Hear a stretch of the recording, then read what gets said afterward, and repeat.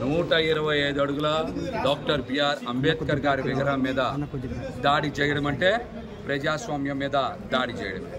విజయవాడ నగరం నడిబొడ్డున ఎట్లాంటి పరిస్థితులు ఉంటే రాష్ట్రంలో ఎటువంటి పరిస్థితులు ఉన్నాయో ఒకసారి రాష్ట్ర ప్రజలందరూ కూడా అర్థం చేసుకోవాలి. కూటమి అధికారంలోకి వచ్చిన దగ్గర నుంచి దాడులు, దౌర్జన్యాలు, మర్డర్లు, మహిళల మీద అఘాయిత్యాలు జరుగుతూ ఉన్నాయి. అంతకు మించి ఈ రోజున ప్రపంచమే తలెత్తుకునేలాగా జగన్మోహన్ రెడ్డి గారు అత్యంత ప్రతిష్టాత్మకంగా డాక్టర్ బిఆర్ అంబేద్కర్ గారి విగ్రహాన్ని ఇక్కడ ఏర్పాటు చేస్తే మరి అంబేద్కర్ గారి మీద కూడా మలాటలతో, సుత్తులతో, పలుగులతో దాడి చేయడం అంటే మీకు ప్రజాస్వామ్యం మీద నమ్మకం లేదు.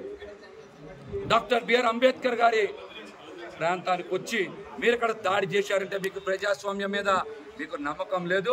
మీరు ఆటవిక పాలన సాగిస్తున్నారని చెప్పడానికి ఇంతకన్నా నిదర్శనం ఏం కావాలి? ఈ దాడి పూర్తిగా చంద్రబాబు నాయుడు గారు, లోకేష్ గారి కొనసాగంలోనే జరిగింది. అందుకని అధికారులందరూ కూడా సహకరించారు.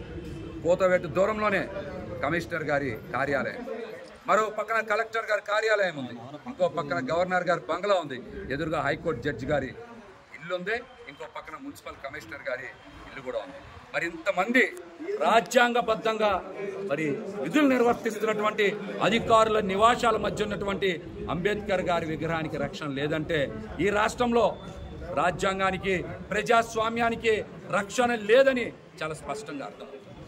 జగన్మోహన్ రెడ్డి గారు బహుజనుల పట్ల, బీసీ, ఎస్సీ, ఎస్టీ, మైనార్టీల పట్ల ఎంతో నిబద్ధతతో అంబేద్కర్ గారి విగ్రహాన్ని ఇక్కడ పెట్టి అలాగే ఒక చిన్న జిల్లా ఏర్పాటు చేస్తే మీరు ఇలాంటి దుర్మార్గం చేస్తారా?